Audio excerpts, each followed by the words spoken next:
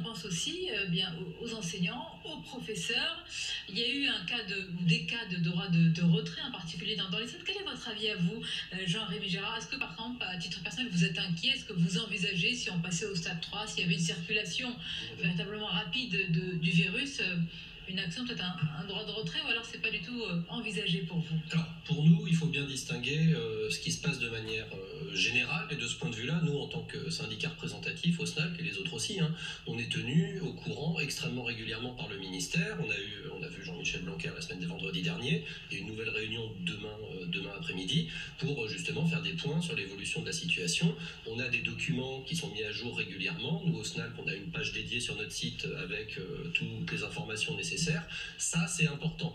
Le droit de retrait, c'est quelque chose qui se décroche pas comme ça d'un claquement de doigts. C'est quand on a un danger grave et imminent, le droit de retrait. Nous, ce sur quoi on alerte... C'est le code du travail. Bien sûr, oui. Donc nous, on ne veut pas que non plus des collègues se retrouvent mis en difficulté en exerçant leur droit de retrait, enfin prétendument leur droit de retrait, sans savoir vraiment ce à quoi ils s'engagent.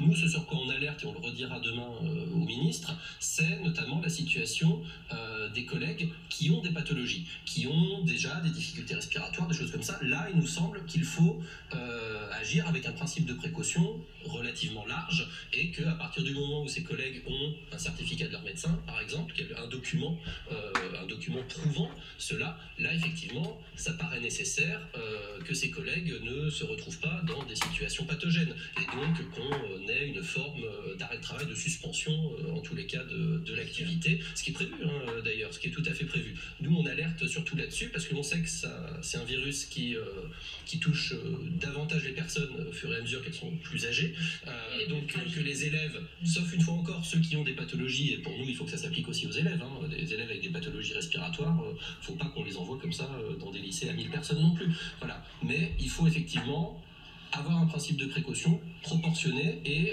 adapté à chaque situation. On a fermé des écoles ponctuellement dans les clusters, et c'est tout à fait normal. On ne va pas non plus forcément demain fermer toutes les écoles de France comme ça n'aurait pas forcément de sens, surtout si c'est pour que les élèves se retrouvent après au cinéma, dans un parc, etc. Voilà, ils vont peut-être pas tous rester chez eux confinés. C'est important, principe de précaution proportionnée. Alors qu'en est-il dans les transports, Vraiment, on les prend tous, il y a aussi les conducteurs de train, métro, car justement à la RATP, on a appris ce matin un cas confirmé d'une employée. Pas de droit de retrait pour le moment. En tous les cas, il va y avoir une enquête pour savoir quels sont les collègues qui ont été en contact avec elle. Mais c'est vrai que la question se pose, comment rassurer par rapport au transport, où ces agents sont en contact avec une population extrêmement large, et même ceux qui fréquentent tout simplement les transports tous les jours.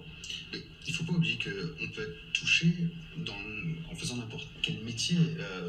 On se regardait en souriant tout à l'heure, mais nous-mêmes, je veux dire, en tant que politique, on est au contact de la population en permanent.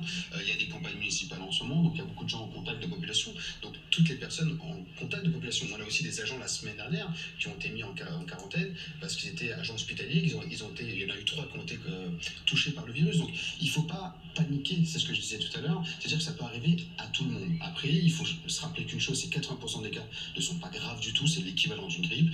15% c'est un peu plus compliqué, et 5% sont des cas graves qu'on retrouve souvent en réanimation.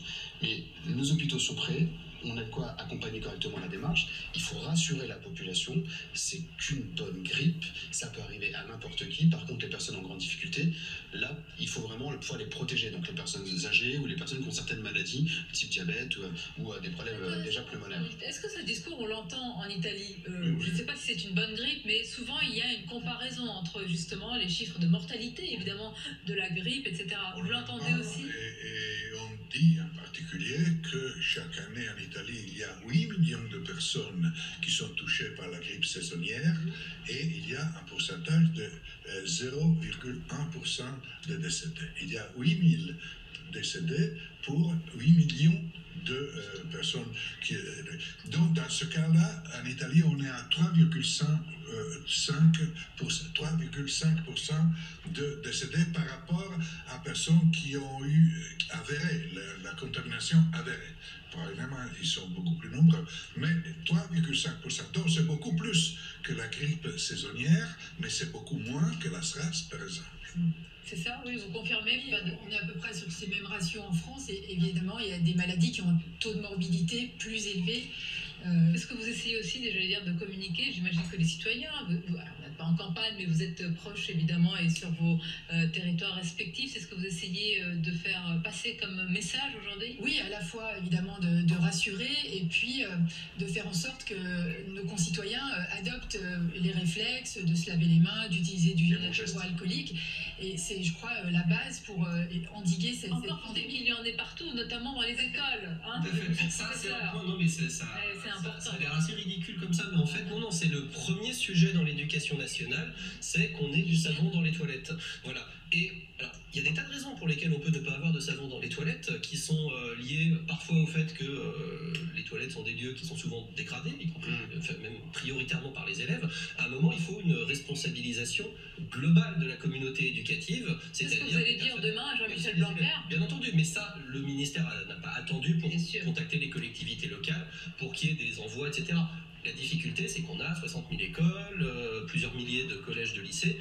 Forcément, ça ne marche pas partout à la même vitesse et de la même façon. Mais on est bien d'accord que nous, on diffuse les quatre gestes principaux, les quatre informations principales.